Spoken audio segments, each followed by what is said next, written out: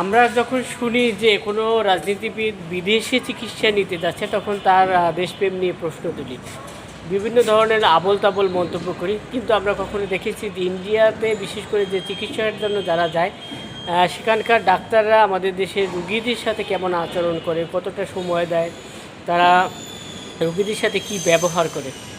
আমাদের দেশের ডাক্তারদের সাথে মিলিয়ে দেখুন, আমাদের দেশের ডাক্তাররা রুগীদের সময় দেওয়া তো দূরের কথা, তাদের সাথে ভালোভাবে হেসেও কথা বলার সময় তাদেরকে নেই। তারা রুগীর সাথে যেমন তেমন ব্যবহার করে। আমি মনে করি ভালো করে একজন রুগীর সাথে যদি ডাক্তাররা কথা বলে তাহলে তার আরোগ্য এবং তার সুস্থতা আরও বেড়ে যায়। সে তুলনায় আমাদের দেশে যথেষ্ট এর ঘাটতি আছে। তো আমরা আবোল তাবোল মন্তব্য না করে আমাদের দেশের চিকিৎসা ব্যবস্থা যাতে ভালো হয় তার জন্য ভালো কিছু করি।